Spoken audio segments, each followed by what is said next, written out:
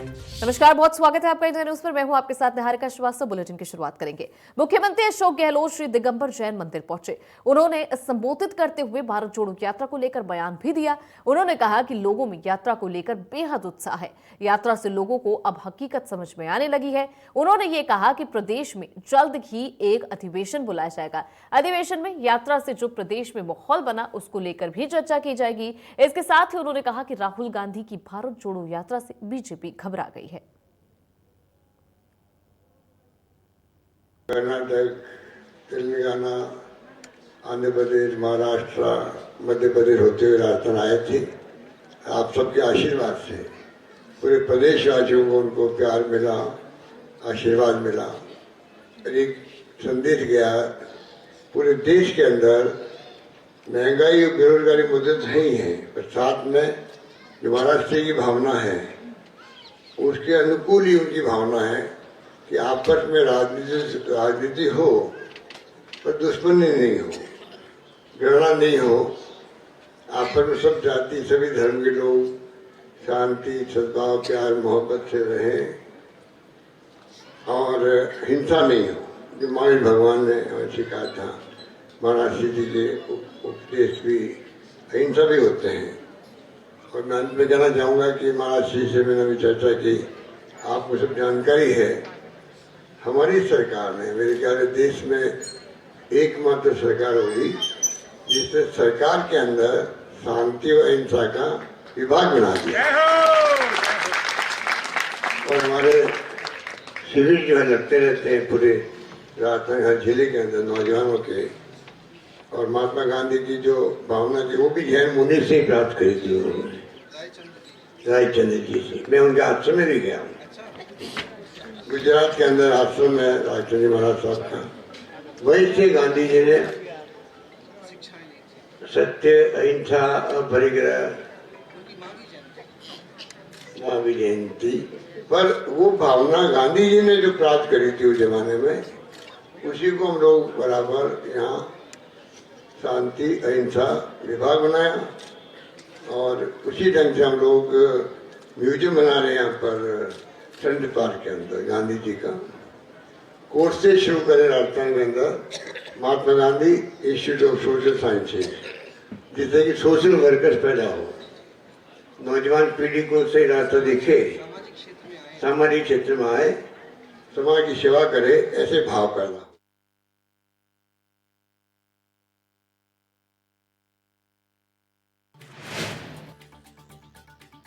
29 जनवरी को ये परीक्षा होगी। इस वक्त की बड़ी जानकारी। वहीं आपको बता दें आरपीएससी चेयरमैन संजय कुमार शोद्रे ने इसकी जानकारी दी है। तो आपको बता दें आरपीएससी पेपर लीक मामले के बाद पेपर रद्द करना पड़ा था, तो अब जो नई तारीख है वो जारी कर दी गई है। आपको बता दें 29 जनवरी को अब स्टूडेंट जो है वो फिर से परीक्षा दे पाएंगे। तो इस वक्त की बड़ी जानकारी, पेपर रद्द होने के बाद जो स्टूडेंट थे वो काफी परेशान, हैरान और साथ ही काफी गुस्साए नजर भी आए थे। आपको बता दें कि सीएम अशोक गहलोत ने भी इस पर दुख जताया था, चिंता जताई थी, जिसके बाद अब नई तारीख का ऐलान कर दिया गया। साथ ही आपको बता दें कि इसमें कई लोग शामिल थे इस पूरे मामले में, जिनको पुलिस ने गिरफ्तार कर लिया है। और साथ ही आपको ये भी बता दें कि उनसे पूछताछ भी हो रही है। तस्वीरें आपको दिखा रहे हैं।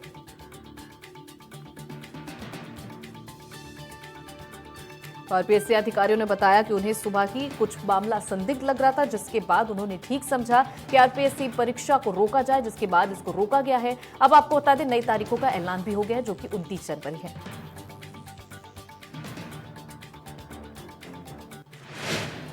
मुख्यमंत्री अशोक गहलोत ने बयान देते हुए आरपीएससी पेपर लीक मामले पर चिंता जताई। उन्होंने कहा कि इस तरह पेपर लीक होना चिंताजनक है, जिससे वो हरकत की है उसके खिलाफ कड़ी कार्रवाई भी होगी। उन्होंने कहा कि इसको लेकर विधानसभा में नकल गिरोह के खिलाफ कड़ा कानून बनाया जाएगा। वहीं गहलोत ने कहा कि राजस्थान के अलावा कई राज्यों में पेपर लीक हो रहे हैं, लेकिन कार्रवाई सिर्फ राजस्थान में ही हो रही है। आपको शायद मालूम है कि हम लोगों ने कानून पास किया अभी बजट के पहले सेशन के अंदर। असेंबली में कानून बना दिया। अब इसका कड़ी से कड़ी सजा मिलेगी और जो तो और कड़ा कानून बनाएंगे, पर किसी कीमत पर यहाँ लीक नहीं होने देंगे। पर दुर्भाग्य से कई राज्यों के अंदर, जुडिशरी के अंदर, राजस्थान जुडिशरी के अंदर और आर्मी के अंदर भी पेपर लीक हो रहे हैं। ये चिंताजनक स्थिति बनी हुई। कुछ ऐसे गिरोह बन गए यही काम करते हैं, बच्चों को गुमराह करते हैं। जो बच्चे इसमें शामिल पाए जाएंगे उनके खिलाफ भी एक्शन होगा, जिससे कि फ्यूचर में कोई बच्चे इस प्रकार इन्वॉल्व नहीं हो, पढ़ाई करके पास हो और नौकरी में जाए। आरपीएससी पेपर लीक मामले में बीजेपी प्रदेश अध्यक्ष सतीश पुनिया ने राज्य सरकार पर हमला बोला। उन्होंने कहा कि सरकार और कांग्रेस पार्टी को शायद इल्म नहीं है कि उन्होंने प्रदेश के नौजवानों के सपने तोड़े हैं, वो 70 लाख बच्चे जिन्होंने परीक्षा दी। पुनिया ने कहा कि पर्चा तभी लीक होता है जब सरकार वीक होती है, और मुझे लगता है कि सरकार वीक है और 2023 में नौजवान इस सरकार की अकल ठीक करेगी। लगातार एक के बाद जिस तरीके से राजस्थान में संगठित नकल का माफिया पनपा और उसके बाद जो पर्चे लीक हुए और उन पर्चों में जिस तरीके का राजनीतिक संरक्षण ये कहा गया, लगातार उसी घटना में एक किस्सा और जुड़ गया जब सेकंड ग्रेड की भर्ती परीक्षा का पर्चा पहले लीक हो जाता है। अशोक गहलोत सरकार को, कांग्रेस पार्टी को शायद इल्म नहीं है कि उन्होंने कितने राजस्थान के नौजवानों के सपने तोड़े हैं। वो 70 लाख बच्चे परीक्षा जिन्होंने दी, 1 लाख को रोजगार दिया, 69 लाख बच्चों के सपने को तोड़ने का काम ये पर्चे लीक बराबर करते हैं। उस फहरिस्त में एक काम और जुड़ गया। जी हां, पर्चा तभी लीक होता है जब सरकार वीक होती है, और मुझे लगता है कि सरकार वीक, पर्चा लीक, और 2023 में नौजवान करेगा इस सरकार की अक्ल ठीक। मुझे लगता है कि अभी यदि गैरत और ईमान है तो सरकार को इस बारे में प्रायश्चित करना चाहिए, एक व्हाइट पेपर पब्लिश करना चाहिए कि किस तरीके से लगातार श्रृंखलाबद्ध तरीके से ये पर्चे लीक हुए। आरपीएससी पेपर लीक मामले में बीजेपी विधायक ने भी बयान दिया। उन्होंने कहा कि राजस्थान सरकार का नाम गिनीज बुक में आना चाहिए। ये सरकार इतने रिकॉर्ड बना चुकी है कि शायद ही कोई इनके रिकॉर्ड को तोड़ पाएगा। राजस्थान के अंदर एक भी परीक्षा ऐसी नहीं जो ईमानदारी के साथ पूरी हो गई हो। आज फिर पेपर आउट हुआ और इस पेपर के आउट होने के साथ ये भी साबित हो गया कि प्रदेश सरकार ईमानदारी के साथ परीक्षा कराने में नाकाम है। राजस्थान की सरकार का नाम तो गिनीज बुक के अंदर आना चाहिए। ये सरकार इतने रिकॉर्ड बना चुकी है कि शायद ही कोई सरकार इनके रिकॉर्ड को तोड़ पाएगी। आज राजस्थान के अंदर एक भी परीक्षा ऐसी नहीं है जो परीक्षा ईमानदारी के साथ पूरी कराई हो। आज फिर सेकंड ग्रेड का पेपर आउट हुआ और इस पेपर के आउट होने के साथ यह भी साबित हो गया कि राजस्थान की सरकार ईमानदारी के साथ परीक्षा कराने में नाकाम है। मेहनत और परिश्रम करने वाले बच्चे इन परीक्षाओं के अंदर योग्यता रखते हुए भी बाहर रहते हैं, और जिनकी योग्यता नहीं है, बेईमानी के साथ, भ्रष्टाचार के साथ, मोटे पैसे देकर पेपर खरीदने के आधार पर ऐसे लोगों का सिलेक्शन होता है। आवश्यकता इस बात की है कि राजस्थान की सरकार हकदार को सम्मान मिले, गुनहगार को सजा मिले। इस प्राकृतिक न्याय के सिद्धांत के ऊपर जब तक नहीं चलेगी तब तक इन युवाओं का भला नहीं हो सकता। और दुर्भाग्य है राजस्थान की सरकार के अधिकारी और कर्मचारी जिनकी नाकामियों की वजह से इस तरीके के दिन देखने को युवाओं को मिल रहे हैं। जयपुर में एक बार फिर पेपर लीक होने का मामला सामने आया। शिक्षक भर्ती में जीके का पेपर लीक हुआ। आपको बता दें, इसी को लेकर राजस्थान बेरोजगार एकीकृत महासंघ के प्रदेश अध्यक्ष उपेन्द्र यादव ने प्रदेश सरकार पर निशाना साधते हुए कहा कि पेपर लीक अपने आप में रिकॉर्ड बना रहा है। साथ ही उन्होंने कहा कि आरपीएससी के पेपर लीक होना आम बात हो गई है।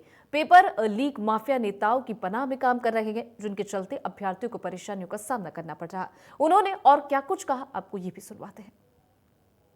राजस्थान में एक बार फिर पेपर लीक होना एक रिकॉर्ड कायम करता हुआ नजर आ रहा है। यानी कि आज जीके का पेपर था, लीक के चलते पेपर को रद्द कर दिया गया। उससे पहले भी कई पेपर लीक हो चुके थे। यूपीएससी के पेपर लीक नहीं होते, लेकिन राजस्थान में आरपीएससी के पेपर लीक होना एक आम बात बन चुकी है।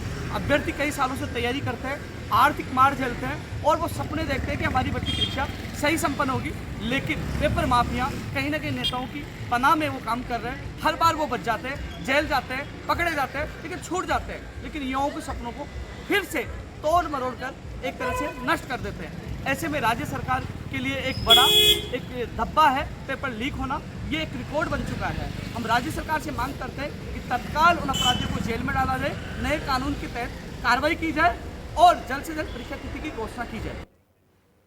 पेपर लीक मामले को लेकर पूरे प्रदेश भर के लोगों में आक्रोश है। इसको लेकर एबीवीपी ने जयपुर में राज्य शिक्षा मंत्री जाहिदा खान के आवास पर प्रदर्शन किया। इस दौरान एबीवीपी के राष्ट्रीय मंत्री होशियार मीणा ने कहा कि आगामी सोमवार को राष्ट्रव्यापी प्रदर्शन किया जाएगा। उन्होंने ये भी कहा कि पेपर लीक होने से अभ्यर्थियों को काफी परेशानियों का सामना करना पड़ता। आज सरकारी बस में जिस तरीके से कंडक्टर टिकट देकर पैसे लेते हैं, उसी तरीके से पेपर आउट करने के लिए पैसे लिए जा रहे, जो कि बहुत शर्मनाक है। मीणा ने कहा कि पूरे मामले को लेकर विद्यार्थी परिषद चुप नहीं बैठेगा।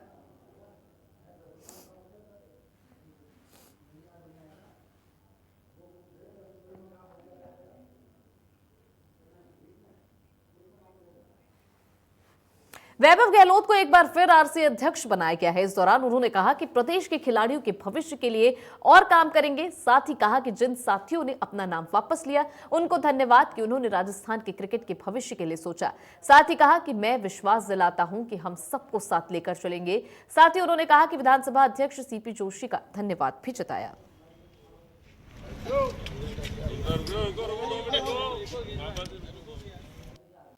साथी हैं जिन्होंने कल तमाम पोस्टों पे अपना नॉमिनेशन विड्रॉ किया और क्रिकेट के हित के अंदर, राजस्थान में क्रिकेट के खिलाड़ियों के हित के अंदर उन तमाम साथियों का बहुत बहुत स्वागत करता हूं।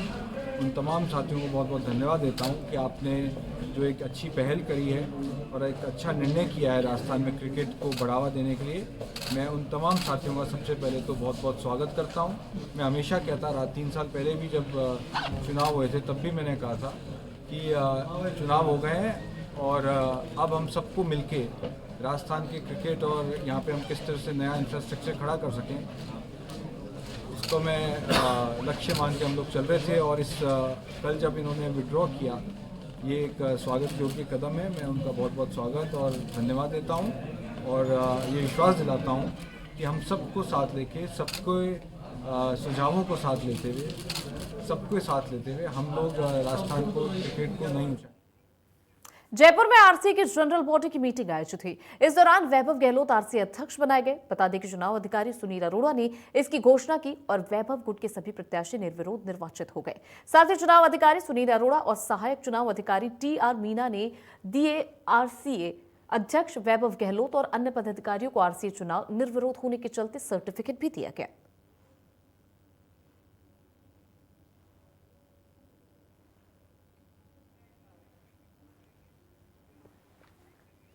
जयपुर में प्रदेश सरकार के 4 साल पूरे होने पर इंदिरा मैदान पर जिला स्तरीय कार्यक्रम का आयोजन हुआ।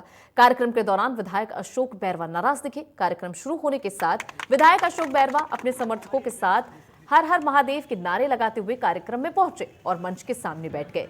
जिला प्रभारी मंत्री भजनलाल जाटव के कहने पर जिला कलेक्टर सुरेश कुमार ओला अशोक बैरवा को बुलाने के लिए पहुंचे, लेकिन बैरवा ने अपने क्षेत्र की सड़क निर्माण में रुकावट एवं वन विभाग की कार्यशैली पर नाराजगी व्यक्त की और मंच पर जाने से मना कर दिया। इसके बाद बैरवा मंच पर पहुंचे और जिला प्रभारी को ज्ञापन भी सौंपा। कार्यक्रम को संबोधित करते हुए बैरवा ने कहा कि भगवान भोलेनाथ उनके सपने में आए थे और कहा था कि जो भी कमलेश्वर सड़क निर्माण में बाधा डालेगा उसे भुगतान भुगतना पड़ेगा और भोलेनाथ का श्राप भी लगेगा। वहीं जो सहयोग करेगा उसे भोलेनाथ का आशीर्वाद मिलेगा।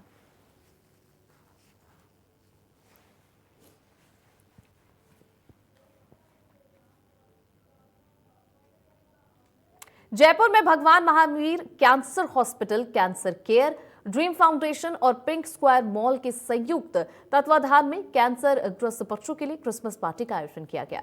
इस मौके पर क्रिसमस का आयोजन आदर्श नगर स्थित पिंक स्क्वायर मॉल में किया गया है। बता दें कि क्रिसमस डे से एक दिन पहले आयोजित इस कार्यक्रम में गेम, मैजिक शो, सिंगिंग और फन गेम्स जैसे चीजें और एक्टिविटी कराई गई। और आपको बता दें, वहीं सेंटा क्लॉज के स्वरूप में सजे बच्चों ने जिंगल बेल गीत पर डांस का कार्यक्रम भी मजेदार बनाया। आपको बता दें, कार्यक्रम के अंत में फूड कोर्ट में लंच पार्टी भी आयोजित की गई। इस दौरान बच्चों को गिफ्ट भी बांटे गए। इस मौके पर हॉस्पिटल की वरिष्ठ अध्यक्षता एवं कैंसर केयर की अध्यक्ष अनिला कोठारी, अनीता कोठारी, शिल्पा कोठारी, मणि ग्रुप के एमडी संजय झुंझुनवाला सहित हॉस्पिटल, कैंसर केयर एवं मॉल के कई मेंबर्स भी कार्यक्रम में उपस्थित नजर आए।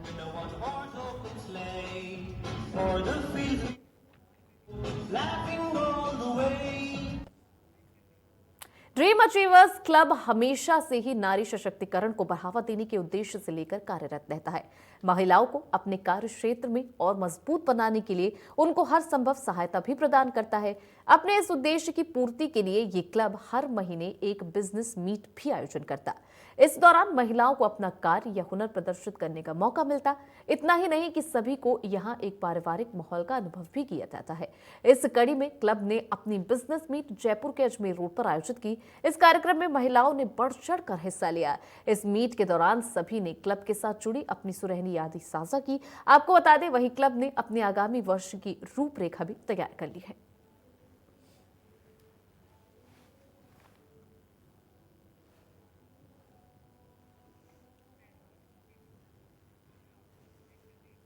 चीन में कोरोना के बढ़ते मामलों को देखते हुए केंद्र सरकार अलर्ट मोड पर नजर आ रही। इसी के चलते केंद्र स्वास्थ्य मंत्रालय ने दिशा निर्देश भी जारी कर दिए। आपको बता दें, दिशा निर्देशों के अनुसार जयपुर इंटरनेशनल एयरपोर्ट पर सुरक्षा व्यवस्था बढ़ा दी गई है।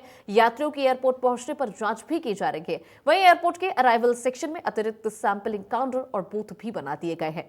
आपको बता दें कि एयरपोर्ट पर मास्क का इस्तेमाल और सैनिटाइजिंग भी अनिवार्य कर दिया गया है। देखिए हमारे संवाददाता प्रशांत यादव की ये खास रिपोर्ट।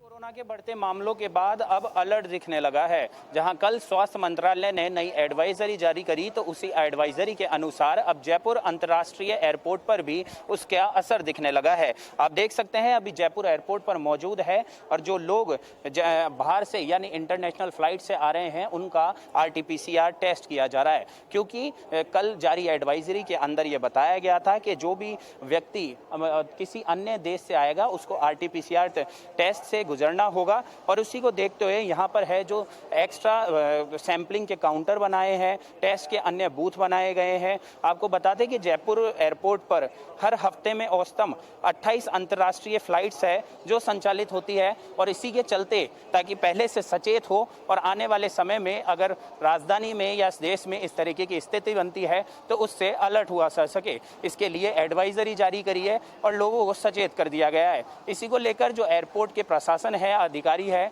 वो भी अब अलर्ट दिखने लगे हैं। जो लोग मास्क का उपयोग नहीं कर रहे हैं उनको टोका जा रहा है और उन्हें मास्क और सैनिटाइजर के उपयोग की सलाह दी जा रही है। कैमरा पर्सन तनुज शर्मा के साथ मैं प्रशांत यादव, इंडिया न्यूज जयपुर। जयपुर में सीएसटी टीम ने ऑपरेशन आग के तहत बड़ी कार्रवाई करते हुए एक आरोपी को गिरफ्तार कर लिया। गिरफ्तार करेंगे आरोपी के पास आपको बता दें एक पिस्तौल और 7 जिंदा कारतूस भी बरामद हुए। पूछताछ के दौरान पता चला कि आरोपी लोगों को डराने के लिए अपने पास खतरनाक हथियार रखता था। तो जयपुर से ये तस्वीर आपको दिखा रहे हैं। ऑपरेशन आग के तहत सीएसटी टीम की ये बड़ी कार्रवाई सामने। आपको बता दें इनसे एक पिस्तौल, 7 जिंदा कारतूस भी बरामद किए गए। आरोपी के पास से और भी अवैध हथियार भी बरामद हुए। तो इस आरोपी की तस्वीर हम आपको दिखा रहे हैं। तो सीएसटी टीम की ये बड़ी कार्रवाई सामने आई। जयपुर से तस्वीरें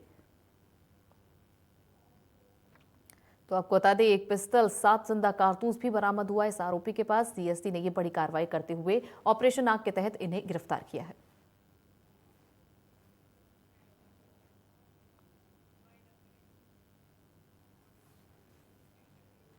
फिलहाल इस बुलेटिन में इतना ही। रुक रहे एक छोटे से ब्रेक के लिए।